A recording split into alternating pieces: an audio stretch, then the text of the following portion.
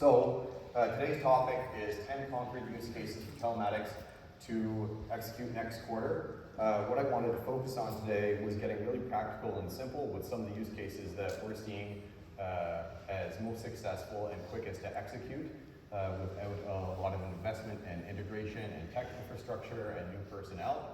So the idea here is that this should give you an idea of what people are doing successfully right now with a really short-term horizon to get return on investment from, okay? Some of them are a little bit of the stretch on the OEM story that you'll see, but they're still fairly near-term in the OEM world. So my name is Dave Swan, and I am the Senior Vice President of Product at Track Unit. So you guys probably know Track Unit. We acquired ZTR about a year ago. We now make up the largest provider of connectivity in the construction industry.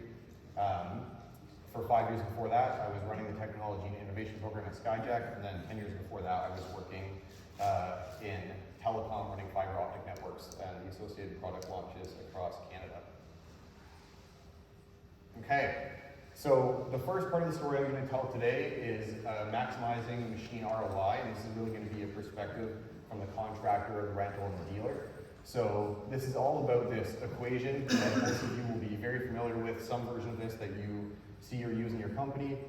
Specifically, this is super important to rental companies, but also impacts heavily contractors and dealer model businesses.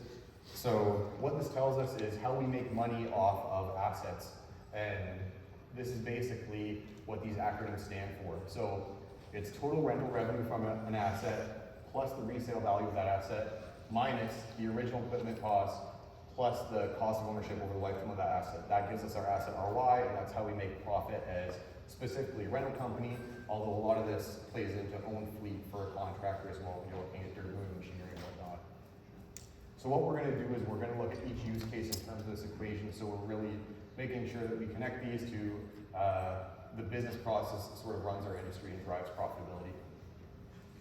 So the first thing I want to talk about today is optimizing run hours for max resale. So we talk about idle hours a lot in this industry, and we talk about it in terms of fuel usage, and we talk about it in terms of sustainability impact. But I think there is a really interesting way to think about idle hours, and I was exposed to this idea by a CAT dealership in Canada, Toromont CAT, that published a blog post on this a year and a half ago. And I think this is fascinating. This is probably the biggest easily identifiable profit center return on investment for telematics. So if we think about idle hours not as something that just wears down your machine and shows lack of productivity and burns fuel unnecessarily, but something that accelerates the depreciation of your assets unnecessarily, right? So this was the example they used for a 336 FL CAT excavator. So they're saying that on average in their business, idle hours make up about 50% of a 5-year ownership period. So that's 1,000 hours where that machine's idling. And when you sell that machine, you don't get to classify your idle hours versus your productive hours, which create obviously greater wear and tear on the machine. You just get to look at that hour meter, and that's your depreciation of the asset.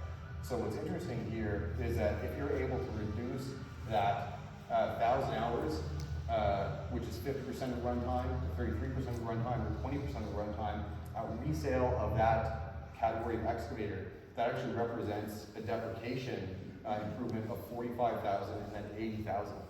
So now we're talking a really significant amount of money. So if I've got a fleet of 50 excavators that I'm turning over every 5 years or something like that, right, as a contractor, or we can imagine a similar equation for like a 150-foot boom as a rental company, I can really see some significant greater return when we talk about the resale value of that machine, right?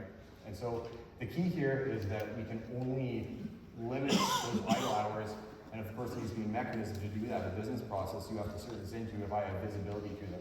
And so this is a really great use case for connectivity, because as soon as I can actually point those idle hours, I can possibly incentivize my customers on limiting them, right, and drive that better behavior and increase the return and slower depreciation of my assets while still getting productivity or rental revenue out of them, okay? So the idea is that I can execute this fairly simply with account management, rental desk staff, and billing and IT. And my connectivity requirements are really that CAN data coming across the connectivity, right? Like you need fairly sophisticated data, which is fine, like a higher valued assets like high reach booms and excavators that really make this model make a lot of sense are often coming with rich data on them, the RPM data point, and the idle time calculation. Okay, so the next thing I want to talk about is the idea of true remote investigation. I think one of the biggest problems when we talk about connectivity in the construction industry is the idea of predictive maintenance. I think it's a beautiful idea, and it's something that we all get caught up talking about, but it's something that is still so far out there and so hard to operationalize that we get distracted by it. And what I think is important is that these low-hanging fruits are right there. And so right now, many service calls just don't need to have a technician on site to resolve. And you don't know that until you send someone onto the site. So these are things like DEF, DPF issues, basic CAN faults like water in the fuel, battery charging issues, which make up a huge percentage of service calls for rental businesses that are running like a massive electric scissor fleet.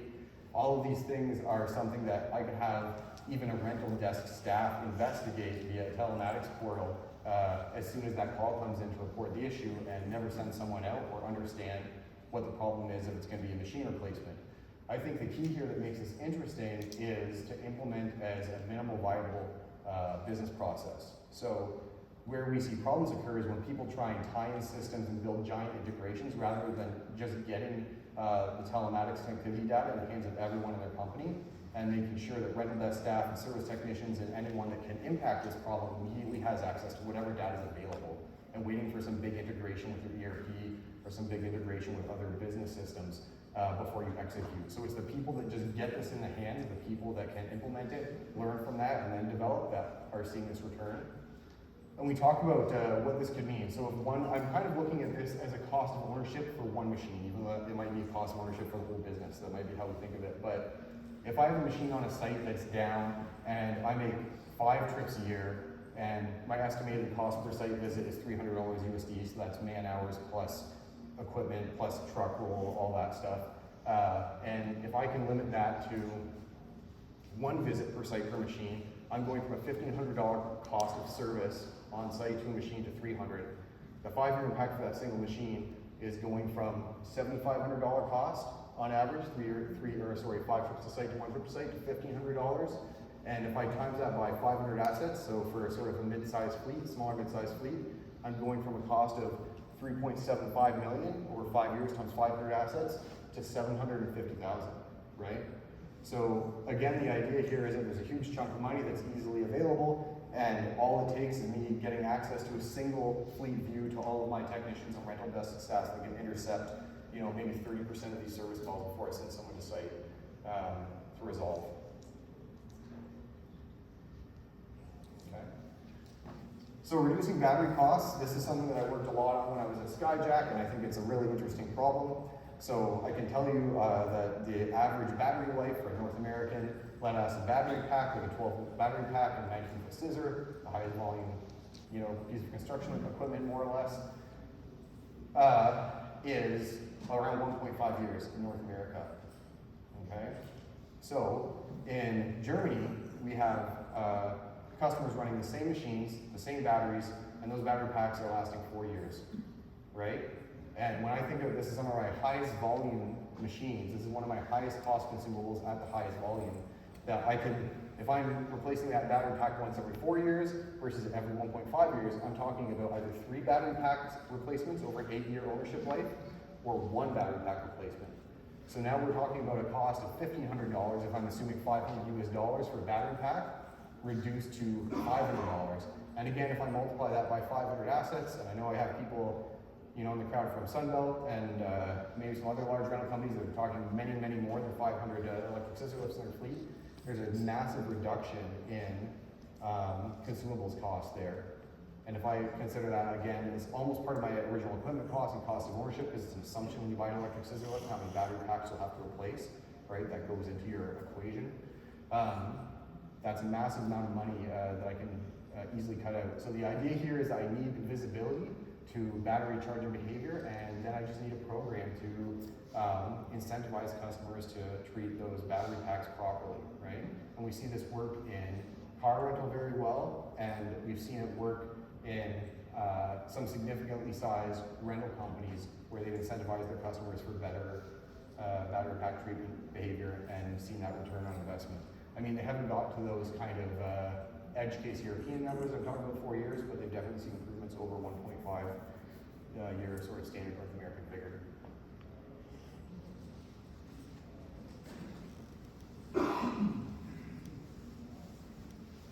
So reduce account credits and off-rent usage. So this is a bit of a broader use case, but it's super important. So if we just think about the idea that there's a certain amount of time that a machine is running, and that's deprecating the value of my machine, and I'm not getting rental revenue for that time. So if I say that of my machine's run hours, 15% are unbilled, and this is based off of $3,000 a week for a 150-foot boom. So I've kind of cherry-picked a really high value asset here, but it scales down a bit, but it's still quite impressive, I think, at the next sort of tier down of asset.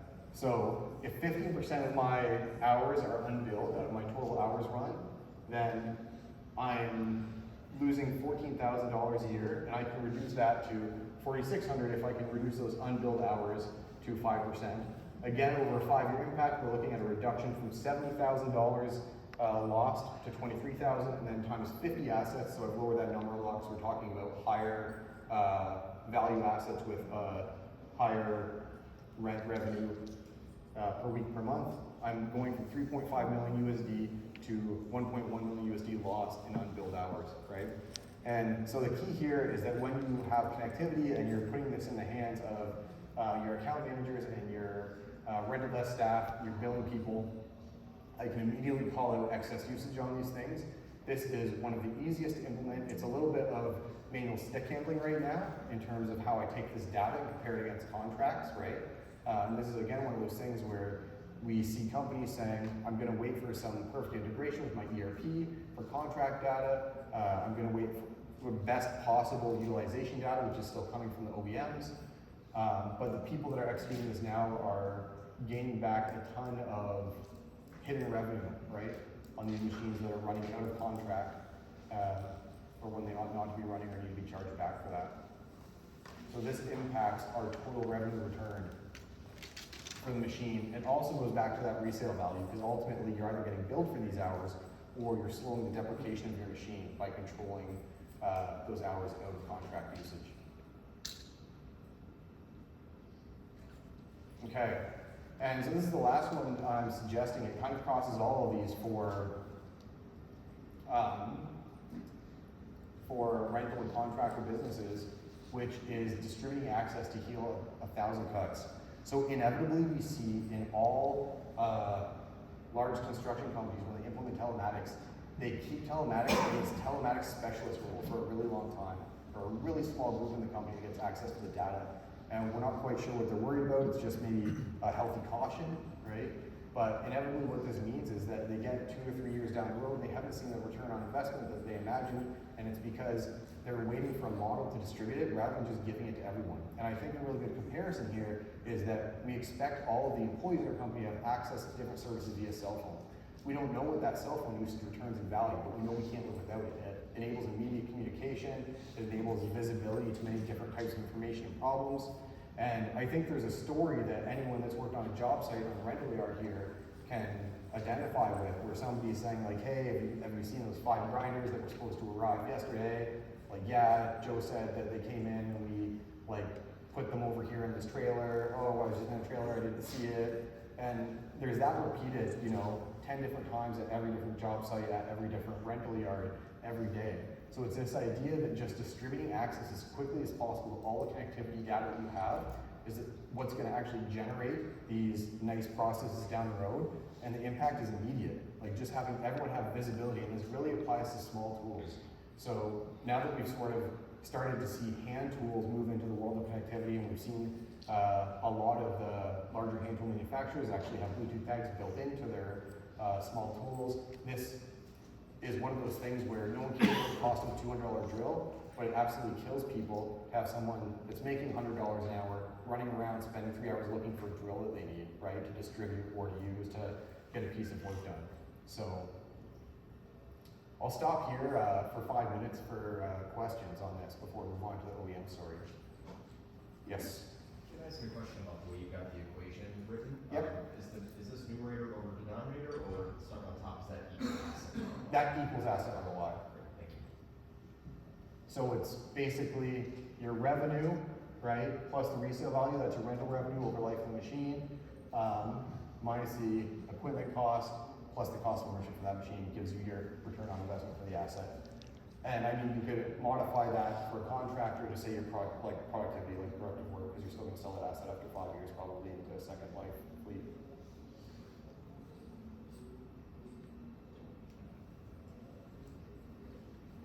Any other questions? Yes, Matt? I'll just share too, as a manufacturer, we assume electric yield is a minimum of $1,000 US. So I think you can, from my perspective, a conservative number there, and it could be even I should have put your number in there. That sounds better. Yeah. But I mean, still, like, that's a pretty significant number, 300 USD per trip, right? Yeah. And I don't think that's like, I think that's a real story. Like, you just never know what's wrong, and half the time someone didn't charge a lift or something crazy, right? So, okay, let's move on to the OEM story. So for the OEM, it's very much about looking at some of those areas where rental companies and contractors are implementing this to make a quick return on investment from their connectivity. How do I now, in this world where connectivity is the expectation, 10 out of 10 of the largest construction fleets in the world outfit connectivity as default, so install telematics as default on all their powered assets above around 10,000 USD, right, in cost. So as an OEM, what do you want them to do to, one, benefit from this internally and to use connectivity to make the machines I'm producing the machine of choice for the industry? So the first one I'll talk about here is driving product development through research, through data. Okay, so driving research and development through data. And the thing that I want to talk about a lot here is that this is, again, a lot more simple than we might imagine. I think the first thoughts, especially for mid-sized OEMs, is I don't have a computer science sort of task force in my OEM. I don't have a data science team. Data scientists are paid a ton of money, and I can't hire them because, Silicon Valley just eats them up, and SaaS companies do. But the fact is that this is actually pretty simple analysis that needs to be done. Once you have a full fleet visibility to connectivity, what you can start to see is the duty cycle of your machine. So there's a market assumption about the duty cycles of your machines, and what you quickly found out, and I went through this running an innovation program at Skyjack, is that you're just wrong and your customers are wrong, right? And like, not to sound superior, it's just that if you ask somebody, what do I do on a scissor lift? They're going to say, like, what do you spend the majority of your time doing? They're going to say lifting. It's a lift, right? Turns out, lifts spend a whole lot of time driving around job sites because of the speed they drive at. The vast majority of the time is spent driving. And so if you want to build efficiencies in them, it turns out you need to focus on their drive propulsion systems, right? And things like creating efficiency in electric motors.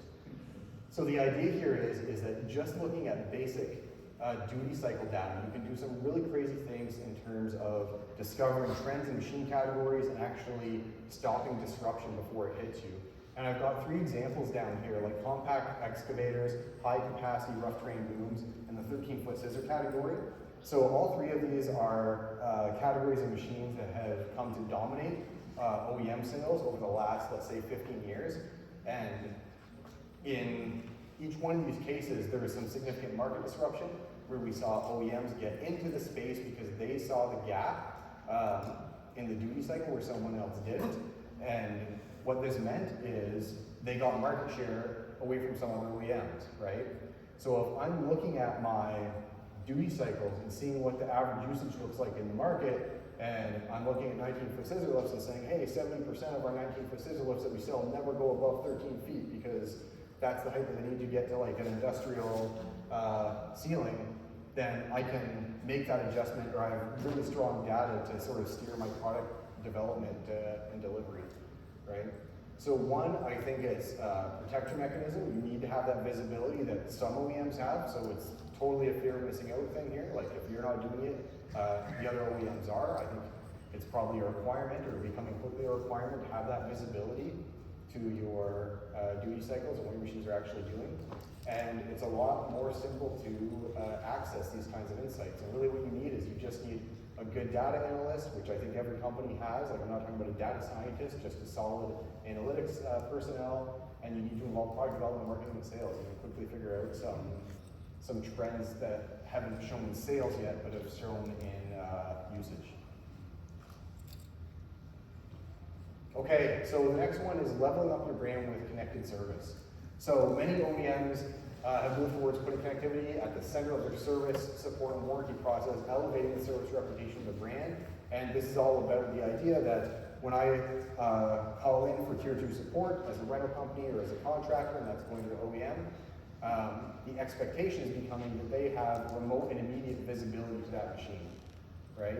So if you've got to go through that sort of old-fashioned, what does the machine sound like? You know, what lights are blinking on the engine?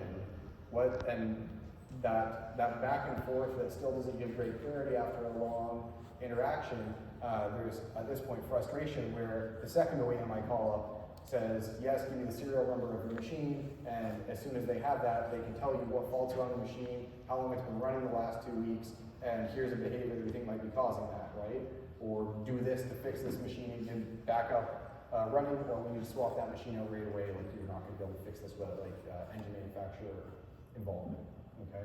So the idea here is to drive that super short time to resolution, and again, you can improve your warranty process, you can improve your brand representation when it comes to service. You just want to run a simple 2-system setup here, right? So again, this is something where the killer can be trying to wait for the perfect integration. So you have your ticket management system at the OEM, you have your single fleet telematics view. I'm suggesting that those should just be 2 systems to start. You just have 2 windows, you're sitting there with a telematics portal with a full fleet view, and you're sitting there with your ticketing system, and you get a call, and you copy and paste the serial number into one window and the other, and you have all your data there. And all of a sudden I have that conversation that I just described where I'm telling the person calling me for help what's going on with the machine without them having to describe it to me. Okay? And I really think that is what makes this work, is going again with this idea of a minimal viable process and not waiting for all of my systems to be integrated through this magical sort of IT vision that rarely we get to in a meaningful amount of time.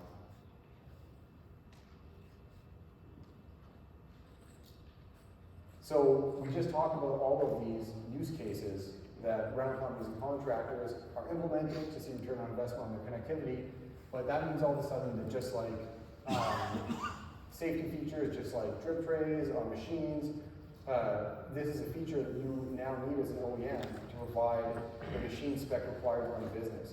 So I just told you that the 10 largest construction fleets in the world are all taking connectivity as standard on all of their assets above $10,000 US. And that's because they have business processes that they're slotting these machines data into. That means that if you look at the sort of diagram at the bottom, if I'm the construction company or the rental company, and I've got this variable in here that maybe is utilization of idle time, if you want to talk about those idle hours, I'm only still a machine of choice, right? Meeting that minimum spec, like if we think of machines in the worst way, like the commodities, like I know all the OEMs are striving to produce better products that stand out, but if we say, for example, a 19-foot scissor lift is a 19-foot scissor lift is a 19-foot scissor lift, then, and all of the companies that I'm selling to are running this business process, then my 19-foot scissor lift better be outputting this piece of data, right? And this means that as an OEM, I can't just be pulled by the fleet owners, the rental companies, and the contractors. I need to be actively engaging with them and treating digital products as actual products and saying, what data do you need? Or else I'm going to get to a point where I'm on the back foot and I'm reacting rather than partnering with my customers to deliver the machine that they want. Okay? So again, this is all about the idea is that we're moving more and more into a spot where the digital output from OEM machines just needs to slot into expectations around business processes. So provide a safer machine for the worker and for the work site. So a safer machine is at the center of our industry and focus on safety capabilities. Scalable access control is a key differentiator in mature markets. So we've started to see, and I think a lot of people in the room already know that Track Unit is the industry leader in access control, and I feel like I have to say that, so this doesn't just come across as a Track Unit promo. But I think it's a really interesting thing that we've seen emerge, that in Australia and UK markets, we've seen contractors require access control on machinery, right?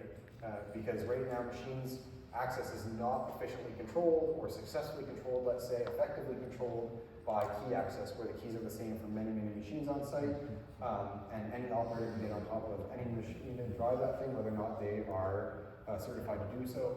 So the idea that you can outfit meaningful access control on your machines in factory and actually provide that provision, or give that provision of true credential verification and limit access to certified operators is a big step up, I think, and I think we're seeing that reaction, like I said, in the Australian and UK markets because of that.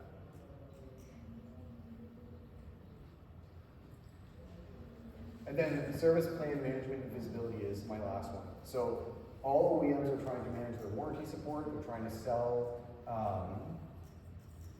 all the contractors and rental companies in the room here extended warranties, and this is a great way to make that more meaningful.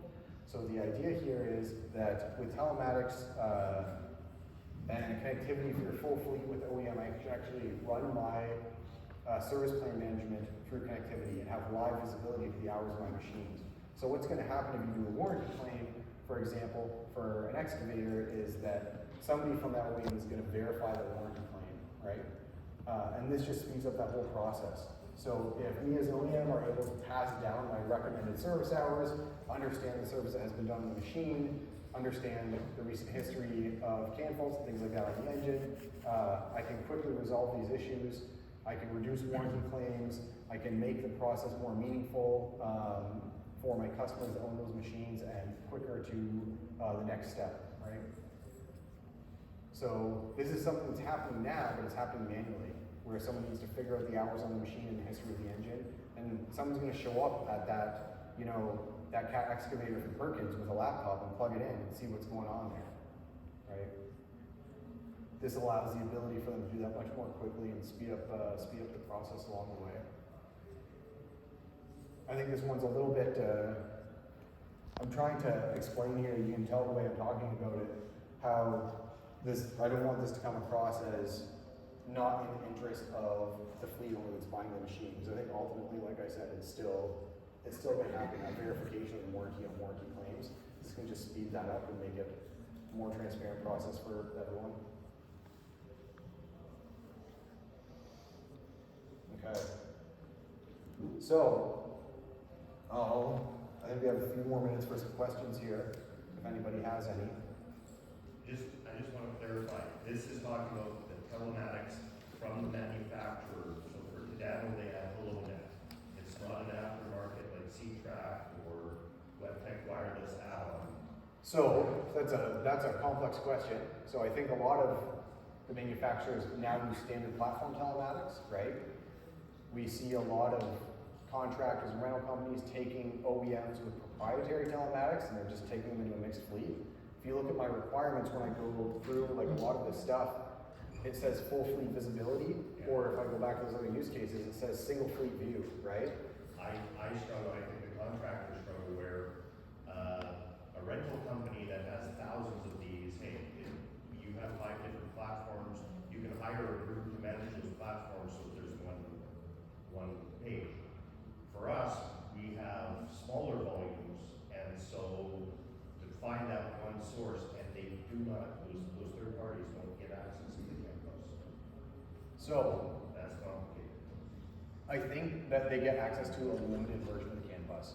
And what we're trying to do, I can tell you now, is form partnerships with even the companies that we don't think will ever be the hardware supplier for. It's not about that. It's about creating a platform that makes sense, where they have a way to either monetize or represent their data properly in a mixed fleet platform. Because I think people are starting to see that, view OEMs, that those proprietary systems just aren't valuable, right? Like, a contractor actually won't log into 20 different platforms. It just doesn't happen. Instead, it just sits there and they, have an awesome presentation at CONEXPO with their telematics system and no one ever uses it. But I think we're seeing it companies move on from that. So there's a lot more partnership, and there's a lot of questions about, hey, if this is going to be realized on tracking it as like a mixed fleet provider, how do I still get credit for that as an OEM? How do I monetize that? How do I make my machine the machine of choice? And that's what we're working on right now, is trying to build a platform where, say, Komatsu could come in and say, here's the Komatsu solution in the mixed fleet environment, right? So that is, it's still a tricky bit, but I think it's improving like pretty quickly. I'll give a quick example. So Hilti Tools, right? So Hilti Tools is a new partner of ours, and they have their own telematics system, and it's super cool and awesome. But Hilti Tools are often in a mixed fleet scenario. They're selling into contractors, they're selling into rentals, and now Hilti Tools, out of the box, have the option of connecting to the Hilti system, but then also are native to the tracking system. So they're already in the same thing as your Genie, your Skyjack, and all the other OEMs, for example.